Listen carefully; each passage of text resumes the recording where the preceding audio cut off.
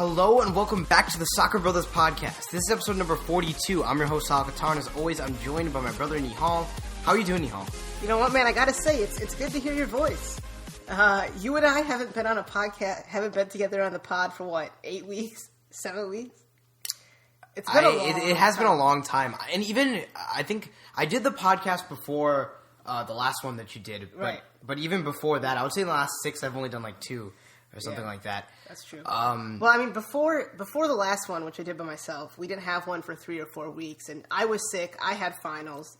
Then you had finals, and a lot going on, and we had a wedding, and it's just been a crazy few weeks. But we're gearing up for the summer, guys. We're going to be bringing you nonstop coverage of the Copa America Centenario, the Euros, which will actually be at hopefully will be at a Euros match. Maybe France. not so much transfer news. News, maybe not rumors. Later in the summer, yeah. We like to talk about rumors, though, when it pertains to our own club. Yeah. That's true. But yeah, well, we're excited. It's going to be a good, like I said in the last podcast, it's going to be a good month. It's going to be a great summer. Yes, it is going to be a great summer, and you should be wearing an Ambitious Strike t-shirt. If you want to check out Ambitious Strike's merchandise, then check out ambitiousstrike.com. Nihal, give them the spelling. Yeah, go check out ambitiousstrike.com. They're a great soccer apparel company, a soccer-themed apparel company. That's ambitiousstryk.com. The link is always in the description. Make sure to use the code BROTHERS at checkout for a 15% off discount. Yes, definitely. All right, why don't we get right into it? Well, today, on Wednesday, May 18th, we saw Sevilla take on Liverpool in the Europa League Final in Switzerland, in St. Jacob Park, and it was a pretty good game. I think Liverpool, mostly took control of the first half. There was a controversial call, right. At the beginning of the game. Firmino arguably should have gotten a handball called off of Carrizo. He was dribbling and he was inside the box, so it should have been a penalty, arguably. But yeah, there were arguably a lot of 3 separate calls that maybe could have been penalties in favor of Liverpool in the first half. Liverpool did end up scoring in the first half. Sevilla scored 3 in the second half, and Sevilla won 3-1. That's as you said, it was a great match. Liverpool dominated early. They had the chances in the first half. Sturridge with a great outside of the foot finish in the 35th minute, and then in the second half, Sevilla came out and they played extremely well. Scored 3 goals in the first minute of the second half. Gamero scores, and it was a great run from the right back, whose name is escaping me right now. Mariano. Yeah, Mariano. There we go. And Gamero was able to slot it home. He megged Alberto Moreno before that cross, right, and then it was great. And then it was a great run into the box. And then Koke, who usually plays right back but has been playing right midfield and played right midfield today, with a nice curler in the 64th minute. Some great 1-2 touch play before that. Banega with a great dribble that eventually fell into the path. It was Gamero. I thought it was Vitolo. Okay, you might be right. Yeah. No, you were. It was Vitolo. It didn't look like he was intentionally. You were right. It was Vitolo, my bad. Yeah, giving it off to Koke, but it did fall into his path, and then he just one-timed it, and it was a great shot. It was a great shot. And then in the 70th minute, Coutinho with a deflection backwards, and Koke finishes again. Not great goalkeeping there. Coming into this match, you weren't sure what to expect. Liverpool, of course, had the great comeback against Borussia Dortmund in the Europa League. And they have been sort of disappointing since Jurgen Klopp has taken charge. Of course, I'm excited to see what they can... Well, as an Everton fan, I'm not excited, but I'm interested to see what Jurgen Klopp can do next year when he has some of his own players that fit his scheme better. But coming into this match, Liverpool were in 8th place, Sevilla were in 7th place. So, you weren't really sure what to expect, but... of course, the one caveat of that is that Sevilla had won 2 Europa League titles before this. This is their 3rd in a row. Unai Emery has done a fantastic job with this club, and they were able to secure their 3rd title. Yeah, and more importantly, arguably a Champions League spot next year, which they wouldn't have otherwise secured because of, like you said, they finished in 7th place. Right. So Spain will have 5 teams once again in the Champions League, just as they did this year. They're absolutely killing it. Pretty awesome. Yeah. And of course, we have an all-Spanish Champions League final. So the UEFA Super Cup will be 2 Spanish teams. Like I said, coming into this match, you're expecting Kono Plianka to be a key player. He picked up a knock in training. He didn't play. Vitolo came in. That being said, Vitolo had an assist today, and he has had 4 assists in this competition so far in 8 matches. And then the goal scorer in 9 matches, 5 assists now in 9 matches. 4 assists in 9 matches. And then Gamero, who has been playing fantastically well, has 16 goals in La Liga this year. And I'm sure you haven't really been hearing about how well Gamero's playing, but that's a pretty good tally. And then, furthermore, Gamero has 8 goals in the Europa League this year in 9 matches. Remember, Sevilla were in the Champions League. They joined the Europa League after losing in the group stage of the round of 32. So, since the round of 32, Vitolo, who played great, had 4 assists. Gamero had 8 goals and 2 assists. And really, we all expected for Emre Can to play in the midfield of Liverpool there to sort of keep Banega in check. Banega is a great player, the Argentine central attacking midfielder for Sevilla, has 40 caps with Argentina, has been playing absolutely fantastically well. In this competition, he's averaging 2.3 key passes a game and 3 successful dribbles, and then leads the team in 73 passes a game. The next highest is Steven Nzonzi with 58 passes. So to give sort of an American parallel, he's sort of like Darlington Nagbe. He moves the play along quickly. He creates. Doesn't have too many assists in the competition, but he's been involved in many, many attacking plays, and he's such a key player. And that's sort of why Emre Can, I believe, was in this match. Emre Can has played a lot in the Europa League this year. He's averaging 3 tackles a game and 2 interceptions a game in the Europa League. He did a good job of shutting down Banega for the most part, but in the second half you saw Banega become more and more involved, especially in the last 20 minutes when or not in the last 20 minutes, but especially once Sevilla were able to score, Banega became more involved. And that was the matchup I was sort of looking at before this match. Emre Can versus Banega. It was pretty even, I'd have to say, but obviously Sevilla came out on top, and congratulations to them. I think, I'm not sure if the result was, or the scoreline specifically was fair, but I think that Sevilla did control most of the game in the second half. They came out a different team, and Liverpool had chances to finish, even if you don't count, arguably the penalties they should have had. So, it is what it is. It's exciting stuff for Sevilla, and exciting for La Liga to have 5 teams. Speaking of La Liga, I just want to bring this home. 3 straight Europa. I know the Europa League's the Europa League, but that's crazy. There are very talented teams who compete year in and year out. For sure. You saw Spurs, Fiorentina. These are just Borussia Dortmund this year.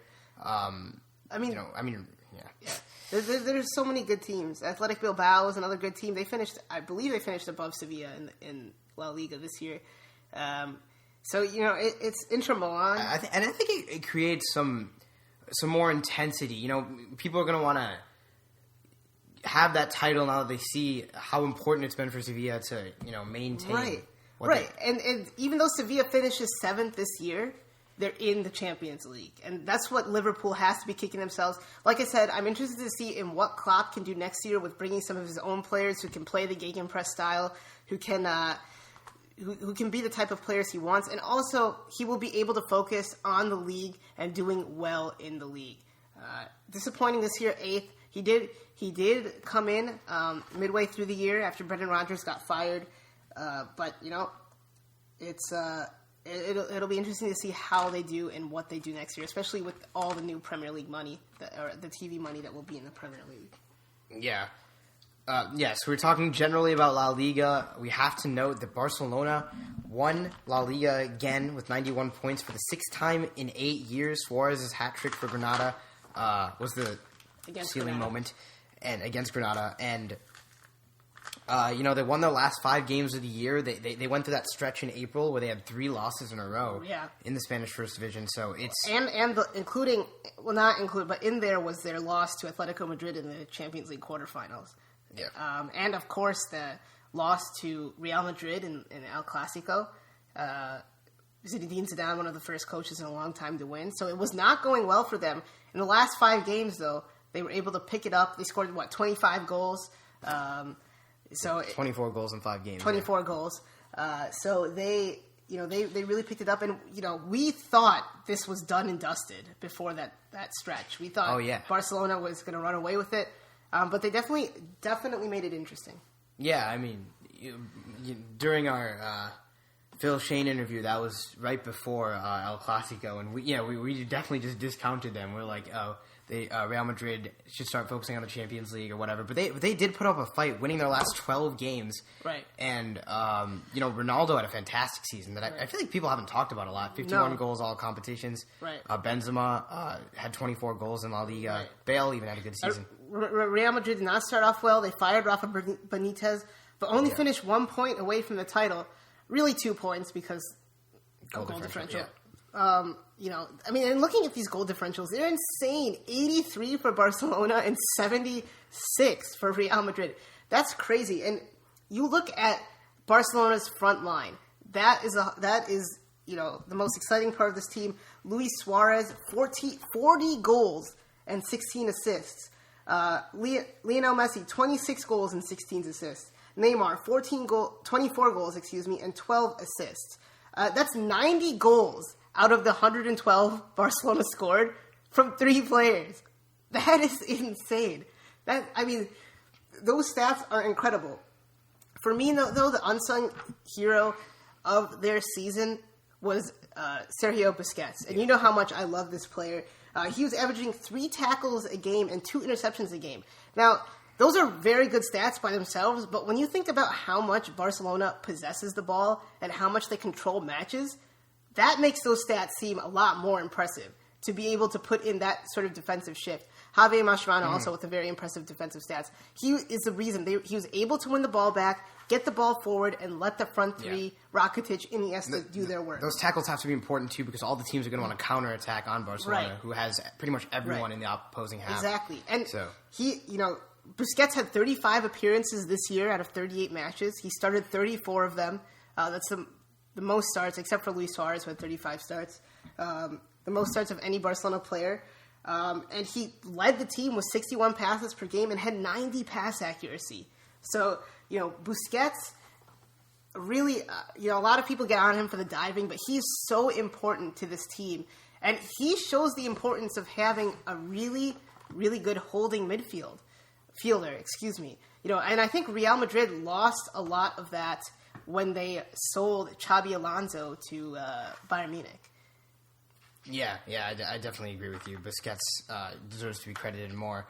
But I think Real Madrid can hang their head high after their finish. They still have a good chance at winning the Champions League final, but obviously never count on Atletico Madrid.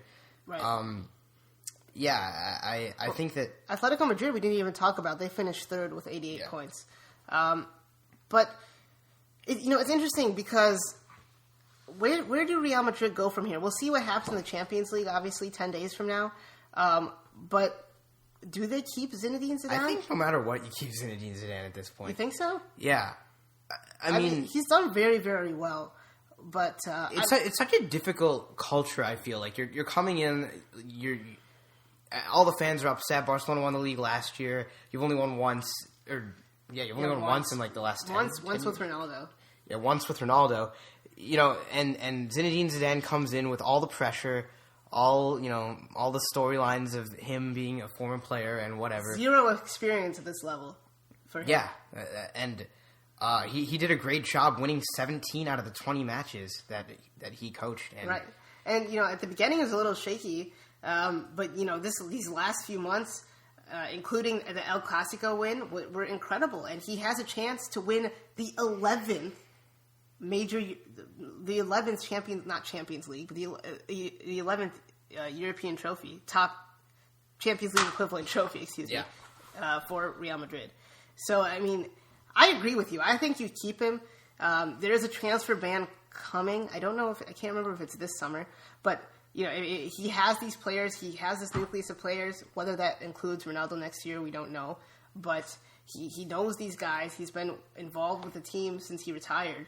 I think you keep him. We'll see what Florentino Perez does, though. We'll see. I don't have a lot of confidence that they will keep him as their manager. Yeah, and I think Phil Shane brought up a great point when we were talking to him. Like, if you remember before 2 years ago, that Champions League final between these same teams, Atletico Madrid and Real Madrid, the fan base, a lot of the fan base was saying that La Decima would kind of like please us. That would be the one, and that's just that statistic, that's just such a great number to have, and I think that like the fact that they're completing for 11, I mean, just put into perspective a little bit. Yeah, no, for sure. I mean, what they have done is incredible. They do definitely have to start winning some more league titles, I think, to please the fans. But what they, it's one of the best three clubs in the world right now. Do you think in the MSN era that they will win? Are you referring to yes. Messi bars? I've never heard that before. Really? Yeah, but I think they can. I mean, I don't see why they can't. They finished a point away this year when they fired the coach. Yeah, but that's only because Barcelona wanted to tease them. Okay. I mean, it's arguable. I mean, if Barcelona they won when they had to win. Yeah, they did. That's true. All right. Elsewhere in Europe, Roberto Martinez, the manager of Everton, was fired before the last game. So before they beat Norwich 3-0 at home in Goodison, was fired. And I know you're the Everton fan, so what were your first reactions, and what were your reactions after you had some time to let it resonate? Well, I mean, I've been calling for his removal for weeks now, and you know that ever since. I mean, I've been saying we should be questioning him since December. Since we lost to Bournemouth after going up 2-1. I've been questioning that Martinez for a long time. And then recently, we had that terrible week where we lost to Liverpool 4-0, then lost in the FA Cup semifinal. It was a long time coming. Finally they did it, and he's been absolutely dreadful this year. In the last 5 matches he was in charge, Everton faced 121 shots. Absolutely no sense of defensive tactics. He never had a plan B. He was stuck in his ways. He left Romelu Lukaku isolated. Did not foster a healthy atmosphere in Goodison. Did not foster sort of a good environment for John Stones and Ross Barkley to continue their growth. This year, Everton have lost 48 points from winning positions. Think about that. Oh, wait, no, that's in his tenure. 22 this year. That makes more sense. 48 points. 22 points from winning positions this year. That means we're in the mid-60s. That means if we win all those matches, which, that's not something you should expect. But even if you get 11 more points, we're in the top 7. That's absolutely, absolutely ridiculous. 7 of the last 8 Premier League wins for Roberto Martinez were against teams in the bottom who finished bottom 6 in the Premier League. We had 4 wins in 2016 and took 9 points from 12 matches at home. 9 points. Everton only managed, before the last match, Everton managed 20 points at home this season. Now they have 23. Their lowest ever before this year, in a history of more than 100 years, was 25. So this was our year with the lowest amount of points at home. We've conceded 55 goals this year in 38 matches. 22 of those goals were from Everton errors. We've had 1 clean sheet, now 2, in the last 13 matches. So 1 in the last 12 when Roberto Martinez was fired. We had scored 0 in 5 of those 9 matches. And, all those stats just show you how miserable of a year it has been after Roberto Martinez did so well, finishing 5th the first year with the same nucleus that David Moyes left for him. He just failed. He absolutely failed, and it's time for us to move on. We've been linked with a lot of people. Frank de Boer, the Ajax manager who just stepped down, seems to be the leading candidate for the job. Lucien Favre from Borussia Mönchengladbach. Jose Mourinho, don't think it's going to happen, although I hope it happens. Ronald Koeman from Southampton. And then recently, Unai Emery, the coach of Sevilla, said he would like to coach Everton. So, I mean, that would be fantastic. Frank de Boer is probably going to be the way to go. And you even saw on Sunday when Everton won 3-0, Goodison Park was buzzing. Everyone was happy. The players had more freedom. Samuel Eto'o was sold because he said Roberto Martinez is going to get you relegated. Leighton Baines was forced to apologize because he said this team has no chemistry. He seems like a nice guy, Roberto Martinez. He's absolutely deluded about his own ability. Every match, we played phenomenally well. We lose 3-0. It just had to happen. Everton have the 3rd most Premier League titles in English football history. Not Premier League, but 3rd most titles in English football history. We are a big club, historically. We have new money from a new investor. We have the Premier League money. We have a good nucleus of players. Romelu Lukaku's probably gone. Well, Roberto Martinez never got the money. He did. He broke our transfer record with Romelu Lukaku. He bought it. He did. Okay. I thought you were talking about the money that's coming this summer. Oh, no. But 2 bottom half finishes is unacceptable for Everton Football Club. The last 2 years, we finished with less than 50 points. For the 10 years prior, we got at least 50 points. So it was unacceptable. It was time for him to go. I think Roberto Martinez can succeed somewhere else. I don't think he can succeed in England, to be honest. Well, I mean, he has before. No, he hasn't. What? Everton 5th is not. Yeah, but that's mostly because of David Moyes' defense with Sylvain Distin and Phil Jagielka. I mean, he got relegated the year before. I agree that he should have been. He got relegated the year before. Yeah. All right, I won't rant anymore. I'm just happy. The point is that Roberto Martinez was better as an ESPN analyst than as a manager. Maybe in that summer he could have done something productive instead of being in Sao Paulo. Or he was in Rio, wasn't he? He was in Rio. Yeah, I don't know. But we'll. But I just remember one of those ESPN FC episodes. They were like, "So what are you guys going to do after this show?" And Roberto Martinez was like, "I'm going to try to buy a player." Yeah, I remember that too. I was just thinking that. That didn't happen. Maybe make some transfers. Yeah. Wait, you guys didn't Besic? We did buy Besic, but that didn't happen directly after. Whatever. It is what it is. It's time to move on. It's time to move on to the U.S. national team and the Copa America Centenario. Yes, it is a key phase in the U.S. national team right now, or U.S. men's national team right now, as they're preparing for the Copa America Centenario in June.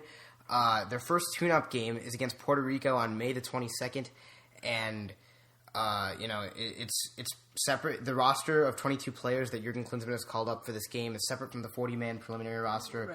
Right. And will be separate from the 23. For the tournament. And will be separate from the 23-man final roster. Right. So I think 9 of these players can't even play in the Copa America, are not eligible to play.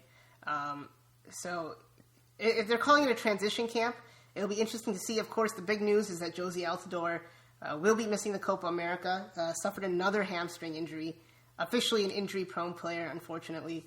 A lot of his problems started at the World Cup, and, Yeah, it was, yeah. He in the game against Ghana during the 2014 World Cup, we obviously he suffered a hamstring injury. We didn't get to see him again for that tournament. Probably the second biggest tournament we can play in. Right. Now he's out for. So it's just unfortunate. And he was suffering in the Gold Cup last year too.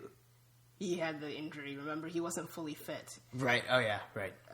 So we cannot catch a break with strikers. Yeah, I know. He and of course Aaron Johansson, who plays for Werder Bremen in the Bundesliga, I think only made 6 appearances this year because he was injured the whole season. And Johansson was injured during the World Cup. He's been also very, very injury prone. But this is a big chance for Bobby Wood to step up. Of course, just secured his transfer to Hamburg in the Bundesliga. A great move for him. It's his chance to step up. And, it'll be interesting to see whether he plays as striker. In this match, he'll almost definitely play as striker. That's what I was going to say. Against Puerto Rico. Not great competition. I'm sorry, Lin-Manuel Miranda. Puerto Rico's not a great soccer country. But, it was because in the last match against Guatemala, he played out wide with Dempsey as striker in sort of the 4-3-3. So, we have some options on the roster now. We're down to Zardes, Dempsey, Wood, Chris Wondolowski, and am I missing someone there? Those are really the main options. And Jordan Morris, that's the other one. So 5, you would have to think 4 of those guys make it. Or actually, I think all 5 do, and Zardes makes as an outside midfielder. That's probably what's going to happen. So it's a big chance for Jordan Morris as well. But I think Bobby Wood can really cement himself as our striker, provided that he does play striker and not out wide against CT. You mentioned his move to Hamburg, right? Yes, I did mention his move. And, you said it's an important stretch. It's not only an important stretch in terms of the Copa America tune-up, it's an important stretch for U.S. soccer as a whole. We really need a good tournament. We need a good showing. We're probably in the toughest group. Not an easy group by any means. It's Colombia, Costa Rica, and Paraguay. Not an easy group, but we'll preview the group more when we get closer to the Copa America Centenario, which is only 2.5 weeks away. So yeah, it's crazy. It's crazy. It's almost been 2 years after the World Cup. I can't believe that. Yeah, I know. But we don't have the strongest roster for this Puerto Rico match. Don't get it confused with who's going to be playing in the Copa America. There's a lot of players, especially forwards, who are just making their first few caps for the senior men's national team. So that's why we said Bobby Wood is the obvious choice for striker in this game. But still, I think the midfield is fairly reasonable. A lot of players that we've seen before. Bedoya. It'll be exciting to see if Heinemann can hit the field for the first time in a while. Unfortunately, he's not on the 40-man roster. Zach Steffen, Emerson Heinemann, Caleb Stanko, Paul Ariola, Julian Green, Fafa Pico, Amando Moreno. The guy's not there. I don't expect any of those guys to start. Just because they're not going to be on the roster, I don't see any point. Just to get them acclimated to the national team is going to be great. Caleb Stanko just coming back to fitness, getting healthy again. Started making Freiburg's bench. Zach Steffen also plays for Freiburg. Will be interesting. And, the goalkeeping situation, I don't know who's going to start in this match. Jurgen Klinsmann said he's going to sit down with both keepers and discuss who should start. I really don't know what the hell that means. But cage match. Yeah, exactly. To be honest, I think the starter should be Ethan Horvath, but that's not going to happen. You got to ease your way in. I don't know if this is the best. Yeah. Why not? Well, yeah, whatever. It's not like this tournament. I guess, if he plays 3 matches before, that's enough. Goal, yeah. Yeah, exactly. It's not like any of the keepers know what's happening with their back line anyway. But, yeah, I definitely think that, we've got some interesting talents in the midfield. I'm going to be excited to see Perry Kitchen and Heinemann and Caleb Stanko. But who do you think is going to be starting in that midfield? Why don't we just do our starting 11s? Okay. I'll go with mine first. So I have Tim Howard starting. I think he's going to default to Tim Howard. Along the back line, I have Yedlin at right back, Jeff Cameron at center back with John Brooks. Interesting tidbit here.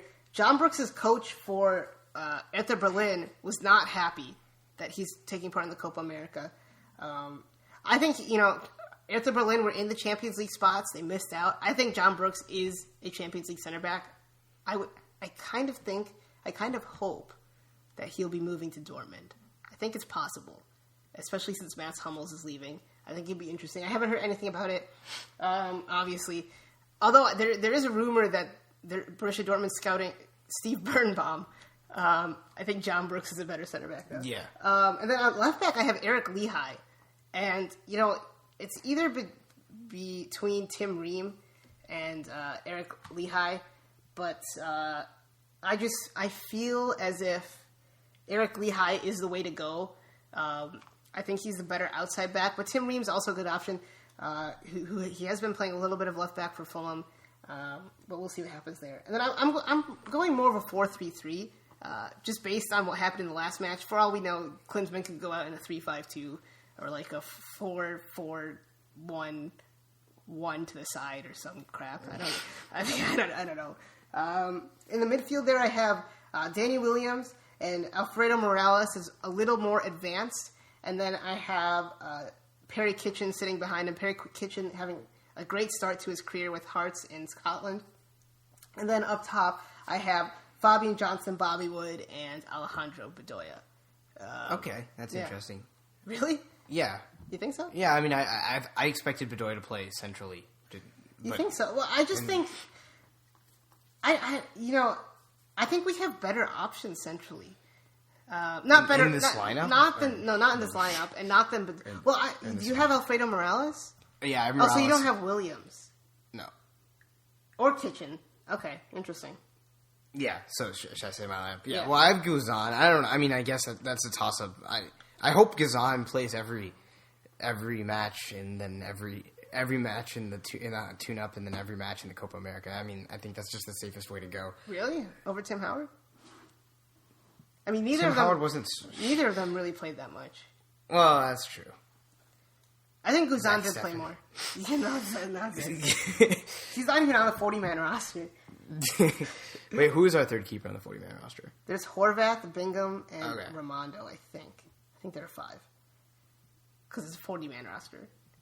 Okay, we'll see. I mean, I just have a feeling it'll be Guzan. And then I left back. I have the Fulham player Tim Ream, and then I have Brooks at left center back and Miazga. Interesting. The other center back. Wait, do you not have Miazga? I had Cameron. Oh, okay. Yeah, and then I have Cameron at defense. Actually, I'll just finish the back line. So Yedlin at right back. Right. As you always say, I do not want to see him outside midfielder on the wing. Yeah. And Cameron at 6 or defensive mid. Yeah. I mean, we've seen him play there before, once in the World Cup, a couple times outside there. Well, I've wanted to see him there. I think he's our best option there, to be honest. But I don't know. I want to get Miazga as much playing time as you can. So I would like to see him start. Yeah, it's possible. And then, so then I kind of have a 4-5-1, 4-3-3, just because Fabian Johnson was listed as a midfielder, and but I guess Ariello was listed as forward, so it doesn't really matter. But Fabian Johnson at left mid, and then 2 central midfielders.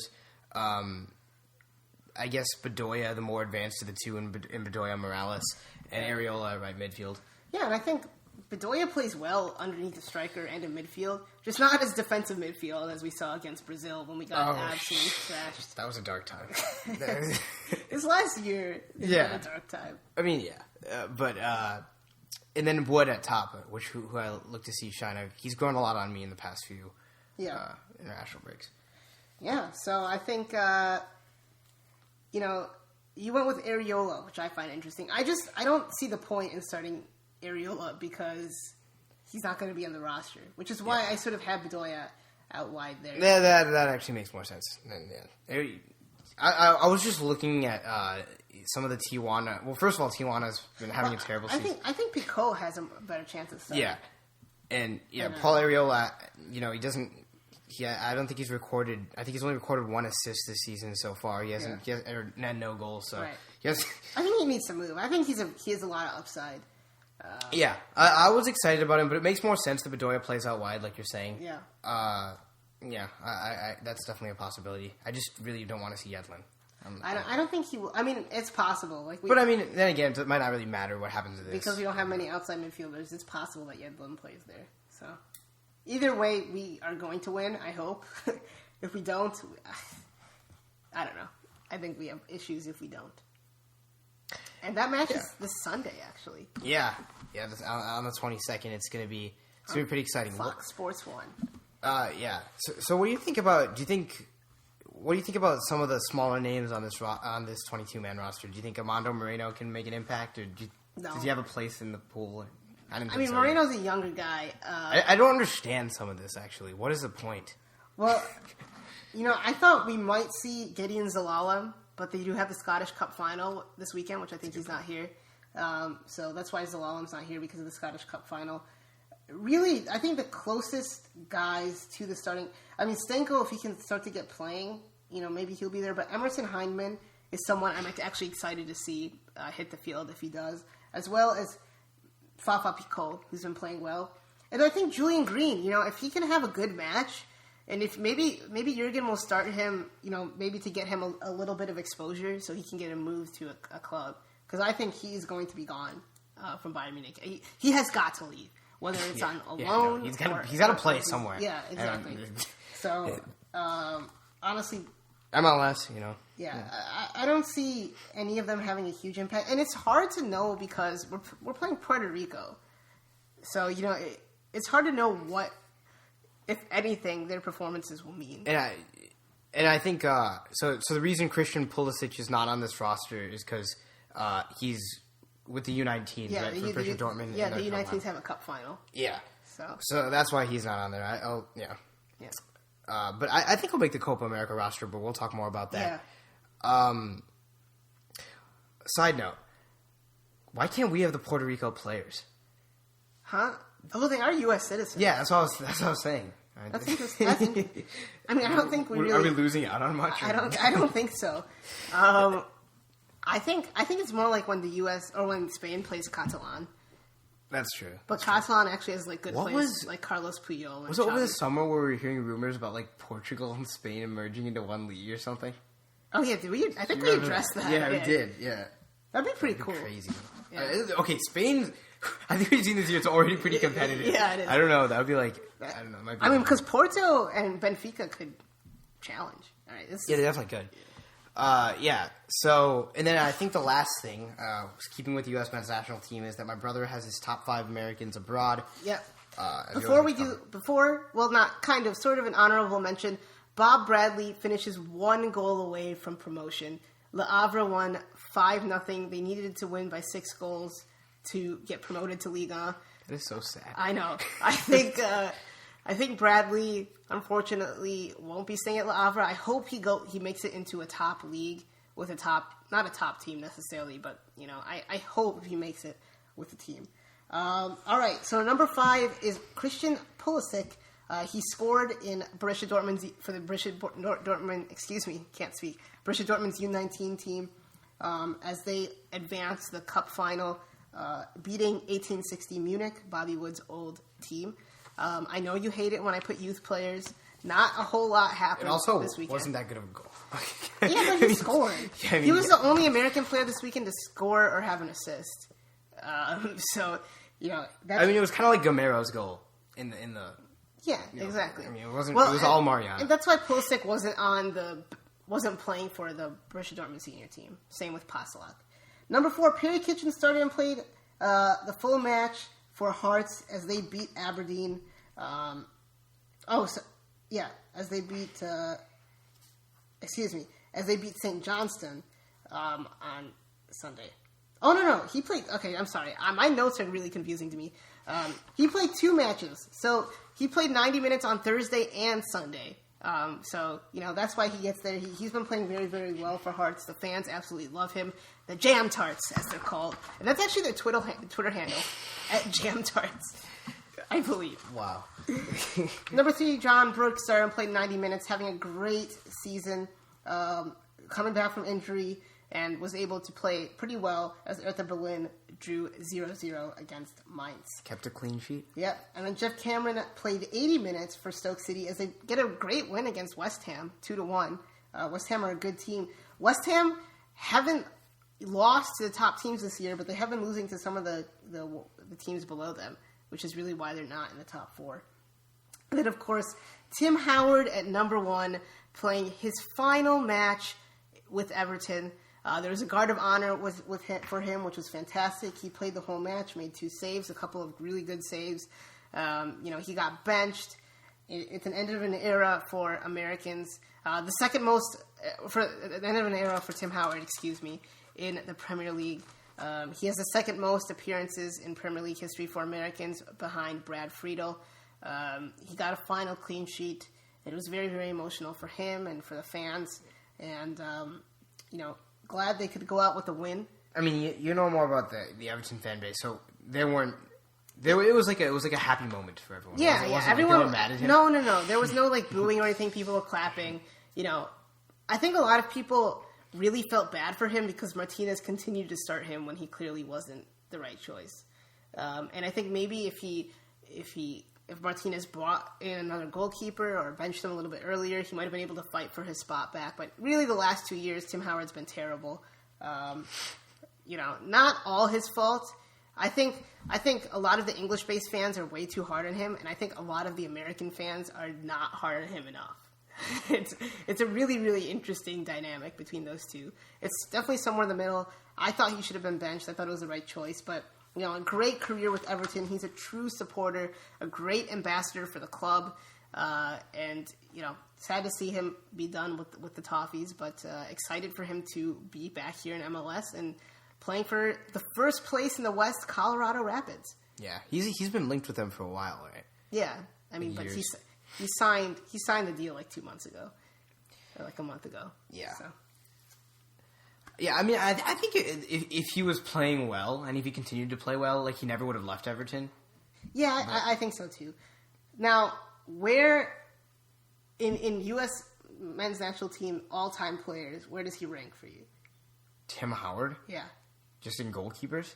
No, in tennis. How can you keep goalkeepers separate from every other player? There's a reason that there's different awards for goalkeepers. Okay, fine. For goalkeepers. You got 4 great ones. You have Brad Friedel, Casey Keller, Tim Howard, and Tony Meola. I would say he's second. I think Friedel's the best. We're taking into account just country performances? I don't know. Well, it can be a mixture of both. It's up to you. Maybe Tim Howard's the best because he had that goalkeeper of the season. He was in the best 11 for Manchester United when he was a keeper there. Why did he only play there for a brief time? They brought in Edwin van der Sar. Someone named Edwin van der Sar. He was. I heard he was okay. Yeah. Okay. Yeah. Yeah. I think. Casey Keller. I don't know. Yeah, I don't know. I'm not sure. He lasted a little bit longer. Yeah, he did think Keller. But Friedel played the most. In terms of best U.S. men's national team players ever, for me it's Landon Donovan, number 1. Amazing player. And then you have, obviously Clint Dempsey, Claudio Reyna, and then the goalkeepers we mentioned. I don't think anybody else really comes close to those two. Alexi Lawless, maybe. Eric Winalda. Winalda's a great player. Yeah. Anyway, I would agree with you. This is the end of an era, probably for the U.S. national team too. I think Ethan Horvath and Bill Hamid after this tournament are the way to go moving forward. I really hope Ethan Horvath moves to a top club. Yeah, I really do. I think he has the ability. All right. So, but before we wrap things up, we have to talk about Ambitious Strike one more time. If you want to check out their merchandise, go to ambitiousstrike.com. If you want to get 15% off on your entire purchase, then enter the code BROTHERS at checkout. Right, and the link to that is always in the show notes / show description for every episode.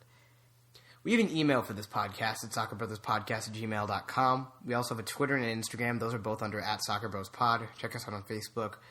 You can also listen to our podcast on iTunes, SoundCloud, and Google Play. We're working on Spotify, right? Yeah, we are. I have to check our status on Google Play. I don't know if we're on there actually yet. I know we've been saying it, but there's some complications there. The website is. I think we're gonna finish it this weekend. That is my hope. Actually, I'm done. I really don't have any excuses anymore. So that's hopefully. But like I said, it's going to be a great, great month, guys. Thank you for listening. Thank you to hopefully our new listeners. And that we've gotten in the last few weeks. And we will see you guys next time for episode 43 of the Soccer Brothers Podcast.